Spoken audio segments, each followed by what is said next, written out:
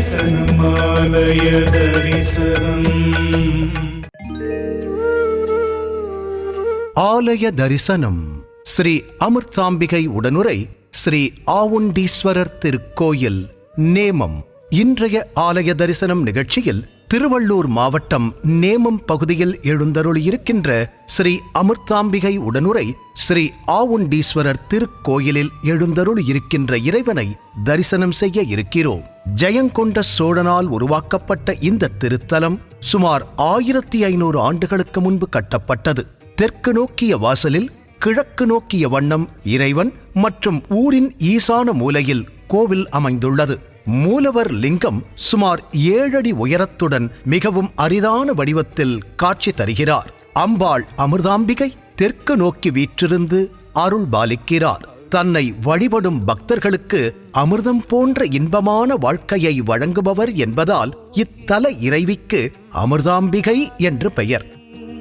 பிறப்பென்பது பொய்யின் கதை, அதை மாற்றிடும் ஈசன் துணை. இமை போதும் நெஞ்சத்தில் நீங்காமலே நிலைக்கின்ற மெய்யான அருள் சோதியே. உமையோடு கலந்தாடி சிவமாகியே உணர்வோடு உறவாடும் உயிர் நாடியே. உம்மடி நாடும் அடியாரை அகலாமலே. மூலவரின் பிரகாரத்தில் உள்ள நந்தி துளைகள் உள்ள கல் ஜன்னல் வழியாக இறைவனை தரிசிக்கும்படி அமைக்கப்பட்டுள்ளது. கோயிலின் நுழைவாயில் மேற்கு பக்கத்தில், அதாவது பின்புறத்தில் 5 அடுக்கு ராஜகோபுரத்துடன் அமைந்துள்ளது. சன்னதியின் நுழைவாயில் தெற்கு பக்கத்தில் ஒரு மண்டபத்துடன் உள்ளது. கோயிலின் முன்புறத்தில் கோயில் குளமான அக்னி தீர்த்தம், பித்ரு தீர்த்தம் அமைந்துள்ளது. கிழக்கு பக்கத்தில் மூலவரை காண்பதற்கான திறப்புடன் பலிபீடம் மற்றும் ரிஷபம் ஆகியவை உள்ளன. மூலவர் சுயம்புவாகவும் உயரமாகவும் காட்சியளிக்கிறார். கோஷ்டத்தில் விநாயகர், தட்சிணாமூர்த்தி, பிரம்மா மற்றும் துர்க்கை ஆகியோர் உள்ளனர். பிரகாரத்தில் அமிர்த விநாயகர், மகா கணபதி, வீரபத்ரர், ஸ்ரீ வள்ளி தேவசேனா சுப்பிரமணியர், காசி விஸ்வநாதர், 18 சித்தர்கள், நாகர்கள், சண்டிகேஸ்வரர், நவக்கிரகங்கள், சப்த கன்னிகள், ஜேஷ்டாதேவி, மந்தன் மற்றும் மந்தியுடன் கூடிய மூதாதேவியின் புகைப்படங்களுடன் கூடிய தியான மண்டபம். மகா மண்டபத்தில் அம்பாள் ஒரு தனி சன்னதியில் எழுந்தருளி இருக்கிறார்.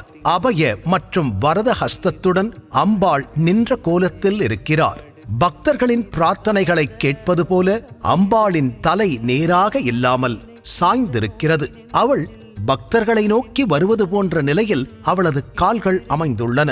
இந்த பகுதி புனிதமான அமிர்த சக்தி ஒன்று திரண்ட புண்ணிய பூமி. அனைத்து பெண்களும் தங்களின் வாழ்நாளில் ஒரு முறையாவது நேரில் வந்து வழிபட வேண்டிய சிறப்பு வாய்ந்த திருத்தலம். சுழுமுனையோடி சுகமாகி திளைக்கின்றவன்.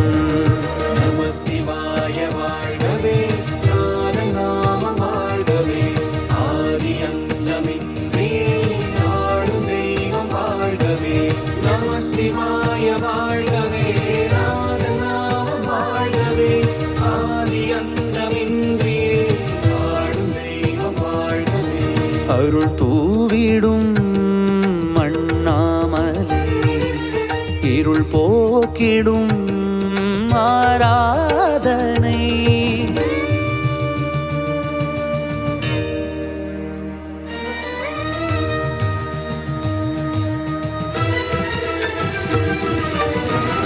அது மட்டுமல்லாமல் கோ எனத் தொடங்கும் பெயரைக் கொண்டோர் ஆயுட்காலம் முழுவதும் வழிபட அவர்களின் வாழ்க்கை செழித்து ஓங்கும். குழந்தையில்லாத தம்பதிகள் இந்த திருத்தலத்திற்கு வந்து கோபூஜை செய்து இறைவனை வேண்டிக் கொண்டால் அவர்களுக்கு விரைவில் குழந்தை பாக்கியம் கிட்டும்.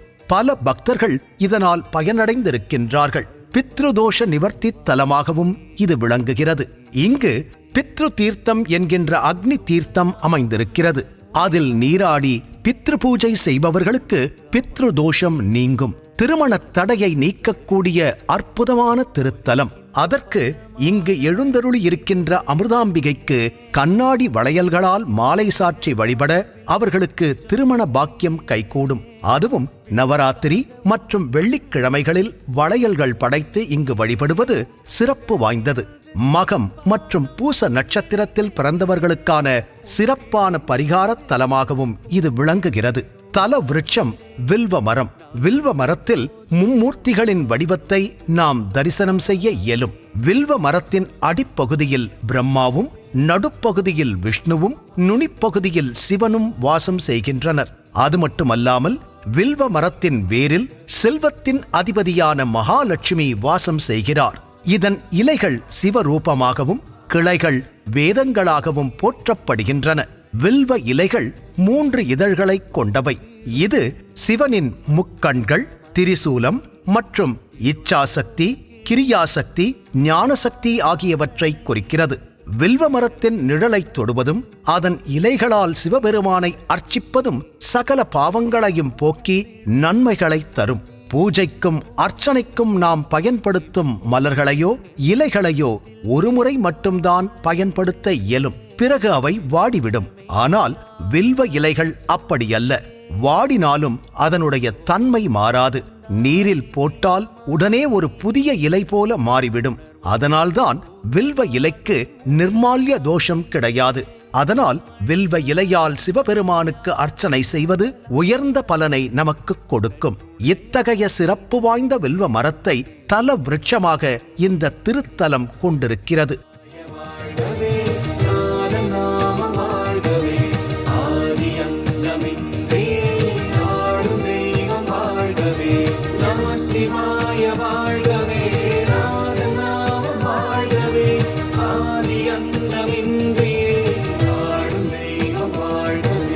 அருள் தூவிடும் அண்ணாமலே, இருள் போக்கிடும் ஆராதனை.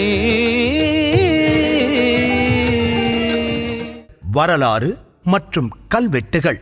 மூலக்கோயில் சோழர் காலத்தைச் சேர்ந்தது. 1500 ஆண்டுகள் பழமையானது. மேலும் விஜயநகர காலத்தில் புதுப்பிக்கப்பட்டது. இக்கோயிலில் 16 முதல் 17ஆம் நூற்றாண்டைச் சேர்ந்த கல்வெட்டுகள் காணப்படுகின்றன. புராணங்கள். புராணக் கதையின்படி கோயில் பாழடைந்த நிலையில் இருந்தபோது அது முழுவதும் இடிபாடுகளாலும் மணலாலும் மூடப்பட்டிருந்தது. அதில் களைகளும் புதர்களும் வளர்ந்திருந்தன. அப்பகுதியில் மேய்ந்து கொண்டிருந்த ஒரு மந்தை பசுக்களில் ஒன்று தினமும் சிவலிங்கத்தின் மீது பால் சிந்தி வந்தது. அதைக் கண்ட இடையன் அந்த பசுவை அடிக்கத் தொடங்கினான். உடனே சிவபெருமான் தோன்றி காயப்படாமல் இருப்பதற்காக பசுக்களை கட்டி அணைத்தார். எனவே சிவபெருமான் ஆவுண்டீஸ்வரர் என்று அழைக்கப்படுகிறார். மூலவரில் அடிபட்டதற்கான தழும்புகளையும் பசும்பால் சிந்தியதால் ஏற்பட்ட குழித் தழும்பையும் காணலாம். பிரளயத்திற்கு பிறகு பிரம்மா நேமம் என்னும் இந்த இடத்தில் அமிர்தத்தை தெளித்து தனது படைப்பை தொடங்கினார் என்று நம்பப்படுகிறது. தேவர்கள் அம்பாள் அமிர்தாம்பிகை தேவிக்கு அமிர்தத்தை அர்ப்பணித்தனர். படைப்பு இந்த இடத்திலிருந்து தொடங்கியதால் இவ்விடம் அமிர்த ஜன்ம பூமி என்று அழைக்கப்படுகிறது. எனவே தன்னை வழிபடும் பக்தர்களுக்கு அம்பாள் குழந்தை பாக்கியத்தை அருளுகிறாள். இக்கோயிலில் 18 சித்தர்களும் அஷ்டதிக் பாலகர்களும் சிவபெருமானை வழிபட்டதாக நம்பப்படுகிறது. மேலும் இக்கோயில் 18 சித்தர்களின் வழிகாட்டுதலின் கீழ் புனரமைக்கப்பட்டதாகவும் நம்பப்படுகிறது. எனவே கஜபிருஷ்ட விமானத்தில் சித்தர்களின் சுதை சிற்பங்கள் செய்யப்பட்டுள்ளன. மகம் மற்றும் பூர நட்சத்திரங்களில் பிறந்தவர்களுக்கு இது ஒரு பரிகார ஸ்தலமாகும். இந்த கோயில் இந்த கிராமத்தின் ஈசான்ய மூலத்தில் அமைந்துள்ளதால் இது ஒரு முக்தி ஸ்தலமாகவும் பிறகு தோஷ பரிகார ஸ்தலமாகவும் இருக்கிறது. காசிக்கு செல்ல முடியாதவர்கள் இந்த கோயிலில் பித்ரு பரிகாரத்தை செய்யலாம். ஏனெனில் இந்த கோயில் காசிக்கு இணையானது. சனி தோஷத்தால் ஏற்படும் பிரச்சனைகளிலிருந்து விடுபட ஸ்ரீ அமிர்த யோகீஸ்வர பைரவருக்கு பிரார்த்தனை செய்யப்படுகிறது. மதிதனை சூடிய சிவமே, காடுடை சுடலை பூசிய சிவமே, ஏடுடை மலரான் பூசித்த சிவமே.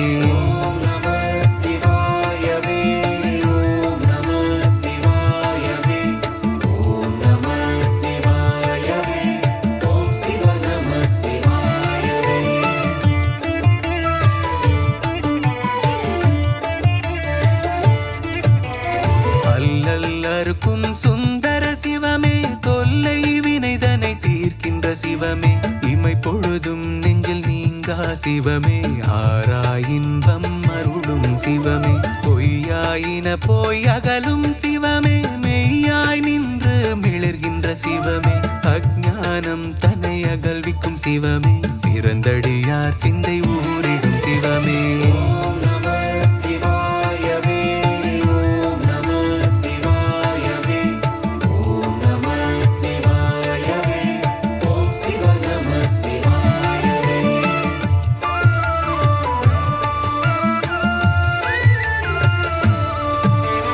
தாயிறந்த முழு முதற் சிவமே மாசற்ற ஜோதி மலர்ச்சுடர் சிவமே தேசனை தேனாரமுதே சிவமே தீர்த்தமையாட்கொள்ளும் அழகே சிவமே அன்பர்க்கு யாவையுமாகிய சிவமே ஆதியும் அந்தமும் தாண்டிய சிவமே கொண்டுணர்வார் தம் கருத்தின் சிவமே சொல்லிய பாடலின் பொருளே சிவமே நேமம் ஆவண்டீஸ்வர அமிர்தாம்பிகனுடைய திருக்கோயில். இதனுடைய வரலாறு சொல்கிறேன். கிட்டத்தட்ட இந்த கோயில் 1200 வருஷத்துக்கு முன்னாடி ஜெயங்கொண்ட சோழரால் உருவாக்கப்பட்ட கோயில். சுயம்பு சிவன் ஒரு காலத்தில் வனம், அந்த வனத்தில் பகவானே வெளியே வந்ததாக ஒரு ஐதீகம். வரச்சை பசுக்கெல்லாம் பகவான் மேலே பால் பொழிஞ்சா ஒரு ஐதீகம். அது எப்படிங்க உங்களுக்கு தெரியும்னா, காரம் பசுங்களுடைய பால் வீரியமாக இருந்ததுனால பகவானுடைய சிரசில் சொடையாக இருக்கும். அதை மாடு மேய்ப்பவர் வந்து அந்த பசுக்களை சாட்டியாலே எரிக்கிறச்சு அந்த பசுக்களை பகவானே கட்டி தழுவிண்டாலாம். அதனால தான் ஆவுண்டீஸ்வரன் பேர். ஆவென்றால் பசுவின் பாலை உண்ட சிவன் பேர். அம்பாள் வந்து தெற்க பார்த்து அமைஞ்சிருக்காங்க. நம்ம என்ன குறை சொல்லுமோ அது செவி சாய்த்து கேட்குற மாதிரி ரைட் சைடு கழுத்து சாஞ்சும் வலது காலை முன்னெடுத்து வச்ச மாதிரி இருப்பாங்க. இந்த கோயில் கிட்டத்தட்ட திருப்பதி தேவஸ்தானத்தில் இருந்து ஒரு பிராமணனுக்கு நியமனம் பண்ணி கொடுத்தனால இதை நியமனம் அப்படி இருந்தது, நாளடைவில் நியமமாக மாறப்பட்டிருந்தது. இந்த கோயில் 100 வருஷமாக மூடப்பட்டு யாருமே பராமரிப்பு இல்லாமல் 1997 இந்த கோயில் திறந்தாங்க. காஞ்சி மடத்தில் 2661 சிவஸ்தலங்களுக்கு சென்னைக்கு எடுத்த மாதிரி ஒரு பரிகார ஸ்தலம்னு சொல்லி திறந்துருந்தாங்க. நிறைய உழவார பணிகள்லாம் பண்ணியிருந்தாங்க. இது செம்மரத்தூனால் சரிஞ்ச நிலையில் பூமியில் எல்லா விக்கிரங்களும் செதஞ்சு போயிருந்தது. அதுக்கப்புறம் திருவண்ணாமலையிலேருந்து வெங்கட்ரமண சித்தர் அகஸ்தியர் விஜயன்ற புக்கில் இதை பற்றி ஃபுல் டீட்டெயில் கொடுத்துருக்கார். ஓலைச்சுவலில் கிடச்சதா. கோ என எழுத்தில் இருக்கவங்க அத்தனை பேருமே தன்னுடைய ஆயுள் காலம் முழுவதும் வழிபடக்கூடிய ஸ்தலம் அப்படின்னு சொல்லியிருக்காங்க. கோவிந்தராஜன், கோபால் அப்படி இருக்க அத்தனை பேருமே தன்னுடைய ஆயுள் காலம் முழுவதும் வழிபடக்கூடிய ஸ்தலம் அப்படின்னு சொல்லியிருக்கா. பெண்ணாக பிறந்தால் தான் வாழ்க்கையில் ஒரு முறையாக தரிசிக்க வேண்டிய ஒரு புண்ணிய ஸ்தலம். இங்கே இருக்கிற காற்று, இங்கே இருக்கிற நீர் மூலமாக தான் லோகத்தில் கருவே தெரிக்கிறது அப்படின்னு சொல்லியிருக்கா. புத்திரபாக்கியம் இல்லாதவருக்கெல்லாம் வடக்க பார்த்து குளிச்சுட்டு பசுவின் பாலையில் சூடோடு அபிஷேகம் பண்ணால் உடனடியாக புத்திரப்பழம் கிடைக்கிறதாகவும், பெரியவங்களுக்கு தர்ப்பணம் பண்ணுறது காசிக்கு போய் பண்ணுறதை விட இங்கே பண்ணுறது ரொம்ப விசேஷம் அப்படின்னு சொல்லியிருக்கா. இந்த இடத்துக்கு பெரிய பித்ருச்சேத்திரம், இந்த குளத்துக்கு பேர் அக்னி தீர்த்தம், ஔசிக தீர்த்தம் அப்படின்னு சொல்லியிருக்கா. இது ஒரு நட்சத்திர கோவில். பூர நட்சத்திரத்தில் பிறந்த குழந்தைங்களும் இங்கே எங்களுக்கு அர்ச்சனை பண்ணுறது ரொம்ப விசேஷம். வெளியே இருக்க சிம்மராசிக்காரர்கள் மக நட்சத்திரத்துக்குரிய கோயில். வெளியே இருக்கிற வீரபத்ரர் அமாவாசை கட்சி 8ஆம் நாள் முந்திரி மாலையோ வெத்தலை மாலையோ போட்டால் நோய் நொடிகளுக்கெல்லாம் அதிபதி அப்படின்னு கொடுத்துருக்காங்க. தவளையும் நாகனும் ஒன்று சேர்ந்த மாதிரி இருக்கும். அது தொழிலுக்கு அதிபதியும் கொடுத்துருக்காங்க. கட்டிக்கு வஸ்திரம் இல்லாதவங்கள இந்த குளத்தில் நீராடிட்டு பகவானை தரிசனம் பண்ணால் சகல சௌபாகங்களையும் அடைவாங்க சொல்லியிருக்காங்க. கணவன் மனை பிரச்சனையாக இருக்கலாம், பானலிங்கத்துக்கு வெண்ணையாலையும் ஆவுடையாருக்கு சந்தனத்தாலையும் காப்பு பண்ணுறது ரொம்ப விசேஷம் அப்படின்னு சொல்லியிருக்காங்க. இந்த கோயில் ரொம்ப விசேஷமான கோவில் அப்படின்னு சொல்லியிருக்காங்க. அமாவாசைக்கு இங்கே நிறைய பித்திருக்களுக்கு நிறைய தர்ப்பணங்கள்லாம் இங்கே பண்ணிட்டு போகிறாங்க. எவ்ரி பிரதோஷம், சங்கட சதுர்த்தி, கிருத்திகை, அமாவாசை, பௌர்ணமி எல்லாமே இங்கே நடக்குது. மாதம் இங்கே அன்னாபிஷேகம் பௌர்ணமி அன்னைக்கு நடக்கிறது. இதாங்க இந்த கோயிலோட வரலாறு. தென்னாடுடைய சிவனையே போற்றி, எந்நாட்டவர்க்கும் இறைவா போற்றி. திருச்சிற்றம்பலம், தெல்லையம்பலம், சிவசிதம்பரம். சிவாய நமச்சிவாய. அமிர்தபுரி வள்ளி தேவசேனா சமேத சுப்பிரமணியர் வீற்றிருக்கிறார். தம்பதி சமேதராக வீற்றிருக்கக்கூடிய இவரை நாம் வழிபாடு செய்தால் தம்பதிக்கு இடையே ஏற்படும் மனசஞ்சலங்கள் நீங்கி அவர்கள் ஒற்றுமையாக வாழக்கூடிய சூழல் ஏற்படும். அவரைத் தொடர்ந்து காசி விஸ்வநாதர் வீற்றிருக்கிறார். காசிக்கு இணையாக பித்ரு நிவர்த்தி தலமாக, பித்ரு பூஜை செய்யக்கூடிய தலமாக இது விளங்குவதால் இங்கு இருக்கக்கூடிய காசி விஸ்வநாதர் நமக்கு எல்லா நலன்களையும் அருள்வார். தொடர்ந்து யோக சனீஸ்வரர் சன்னதி அமைந்திருக்கிறது.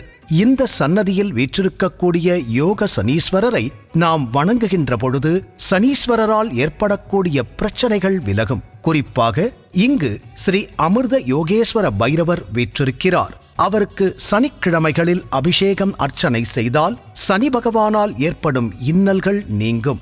சப்த கன்னியர் என்போர் பிராமி, மகேஸ்வரி, கௌமாரி, வைஷ்ணவி, வராகி, இந்திராணி மற்றும் சாமுண்டி ஆவர். இவர்கள் பல்வேறு கடவுளரின் சக்தியாக உருவானவர்கள். தங்கள் குலதெய்வம் எதுவென்று அறியாதவர்கள் இவர்களை குலதெய்வமாக வழிபடும் வழக்கம் தமிழகத்தில் பரவலாக உள்ளது. பிராமி பிரம்மனின் சக்தி, படைப்பு தொழிலுக்கு அதிபதி. மகேஸ்வரி சிவபெருமானின் சக்தி. கௌமாரி முருகனின் சக்தி. குமாரி வைஷ்ணவி திருமாலின் சக்தி. வராகி திருமாலின் வராக அவதார சக்தி. இந்திராணி இந்திரனின் சக்தி. சாமுண்டி சாமுண்டீஸ்வரி பார்வதி தேவியின் உக்ர வடிவம்.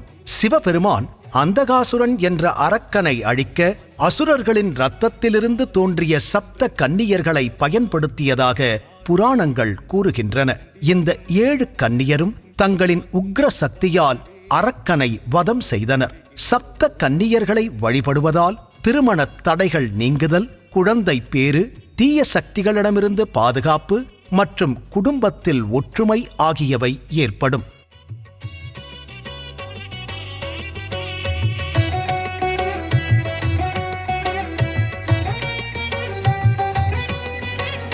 இருக்கின்ற ஒன்றிற்குள் இல்லாத வடிவன், இல்லாத ஒன்றிற்குள் இருக்கின்ற ஒருவன், நில்லாமல் நின்றாடி அருள்கின்ற முதல்வன், தூவெண்மதி சூடி துயர் போக்கும் தலைவன், மேலான பொருளாகி கனலாடும் காந்தன், பொய்யான திரை நீக்கும் பொன்னான வேந்தன், மெய்யான கரை சேர்க்கும் மெய்ஞான ரூபன், பேரண்ட வெளிதன்னை சுழல் வித்தி அங்கும் உயிர் கொண்ட அணுவிற்கு சிவநாதலிங்கம். திரைசூடும் அன்பன் திருநீலகண்டன், அவன் பாதம் தனில் சேர்க்கும் சிவமந்திரம். திரைசூடும் அன்பன் திருநீலகண்டன், அவன் பாதம் தனில் சேர்க்கும் சிவமந்திரம். சஞ்சாரம் செய்கின்ற நெஞ்சோரமாய் ரீங்காரம் புரிகின்ற ஒரு மந்திரம், உள்ளார்க்கும் இல்லார்க்கும் பொதுவாகவே அருள் வாரி பொழிகின்ற ஒரு மந்திரம்.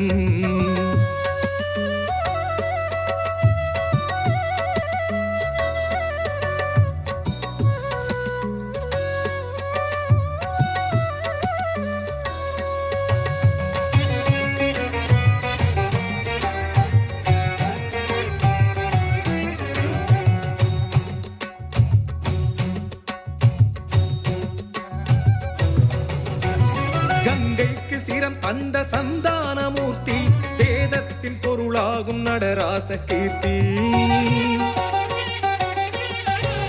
பஞ்சாட்சரம் தன்னில் நிறைகின்ற நேர்த்தி, ஜோதிஸ்வரூபன் உன் திருப்பாதம் போற்றி, நெற்றிக்கண் நெருப்பெரிய எழுகின்ற தீரம், கண்ணப்பன் அன்புக்கு கரைகின்ற ஈரம், துணை நாடும் நொடியோடு உடன் வந்து சேரும், ஓங்கார ஒலியாகி எழுவித்தி எம்பும் உடலாடும் உயிரோடும் சிவநாதலிங்கம். திரைசூடும் அன்பன் திருநீலகண்டன், அவன் பாதம் தனில் சேர்க்கும் சிவமந்திரம். திரைசூடும் அன்பன் திருநீலகண்டன், அவன் பாதம் தனில் சேர்க்கும் சிவமந்திரம். சஞ்சாரம் செய்கின்ற நெஞ்சோர் விஷ்ணு துர்க்கை சிவபெருமானின் கோயில்களில் நாராயணியாக, அதாவது திருமாலின் அம்சமாக காட்சியளிக்கும் தேவியின் சக்தி வாய்ந்த வடிவம். 4 கரங்களைக் கொண்டு தன் கைகளில் சங்கு மற்றும் சக்கரத்தை ஏந்தி மகாவிஷ்ணுவின் சகோதரியாக இவர் போற்றப்படுகிறார். விஷ்ணு துர்க்கையை வழிபாடு செய்ய திருமண தடைகள் நீங்கும். வெள்ளிக்கிழமைகளில் விஷ்ணு துர்க்கையை வழிபடுவது திருமண தடைகளை அகற்றி நல்ல வரனை தரும். துர்க்கையின் இந்த வடிவம் பக்தர்களின் பயத்தை போக்கி எதிரிகளை வெல்லும் ஆற்றலை வழங்குகிறது. மகாவிஷ்ணுவின் கையில் உள்ள சங்கு மற்றும் சக்கரத்தை தன் கைகளில் ஏந்தி தீய சக்திகளை அழிக்கும் உக்ரமும் பக்தர்களுக்கு அருளும் கருணையும் கொண்டவளாக திகழ்கிறாள். திருமணத் தடை, குழந்தை பேறு இல்லாமை போன்ற வேண்டுதல்களுக்கு இந்த ஆலயம் சிறப்பு பெற்றதாக இருக்கிறது. இங்குள்ள இறைவனையும் இறைவியையும் மனதார வேண்டிக் கொண்டு அர்ச்சனை செய்தால் கோரிக்கைகள் நிறைவேறும். கோவில் நேரங்கள்: கோயில் காலை 8 மணி முதல் 12 மணி வரையிலும், மாலை 4 மணி முதல் 8 மணி வரையிலும் திறந்திருக்கும். சென்றடைவது எப்படி? இக்கோயில் பூந்தமல்லி திருவள்ளூர் பிரதான சாலையிலிருந்து சுமார் 2 கிலோமீட்டர் தொலைவிலும், திருநின்ற ஊரிலிருந்து 10 கிலோமீட்டர் தொலைவிலும், பூந்தமல்லியிலிருந்து 11 கிலோமீட்டர் தொலைவிலும், திருவள்ளூரிலிருந்து 15 கிலோமீட்டர் தொலைவிலும், கோயம்பேட்டிலிருந்து 25 கிலோமீட்டர் தொலைவிலும், சென்னை சென்ட்ரலிலிருந்து 31 கிலோமீட்டர் தொலைவிலும் அமைந்துள்ளது. மிக அருகிலுள்ள ரயில் நிலையம் திருநின்றவூர் மற்றும் திருவள்ளூர் ஆகும். இன்றைய ஆலய தரிசனம் நிகழ்ச்சியில் திருவள்ளூர் மாவட்டம் நேமம் பகுதியில் எழுந்தருளியிருக்கின்ற ஸ்ரீ அமிர்தாம்பிகை உடனுரை ஸ்ரீ ஆவுண்டேஸ்வரர் திருக்கோயிலை தரிசனம் செய்தோம். நம் வாழ்க்கைக்கு தேவையான எல்லா நலன்களையும் இந்த அம்மையும் அப்பனும் நமக்கு வழங்கி நம்முடைய வாழ்வை உயர்த்த வேண்டும். ஆலய தரிசனம் காண்போம். ஸ்ரீ அமிர்தாம்பிகை உடனுரை ஸ்ரீ ஆவுண்டேஸ்வரர் அருள் நம் அனைவருக்கும் கிடைக்க மனதார பிரார்த்திப்போம். ஓம் நம சிவாய, ஓம் நம சிவாய, ஓம் நம சிவாய. ஞானலிங்கம் மாணிக்க மோனலிங்கம் மாறாத மதனலிங்கம் மரகத காந்தலிங்கம் லீலாலிங்கம் ஏகாம்பரலிங்கம் ருத்ரேஸ்வரலிங்கம் ஓங்காரகலிங்கம் நித்ய காருண்யலிங்கம். இது போன்ற ஆன்மீக வீடியோக்களை தொடர்ந்து பார்க்க கடவுள் டிவி யூடியூப் சேனலை சப்ஸ்கிரைப் பண்ணுங்க.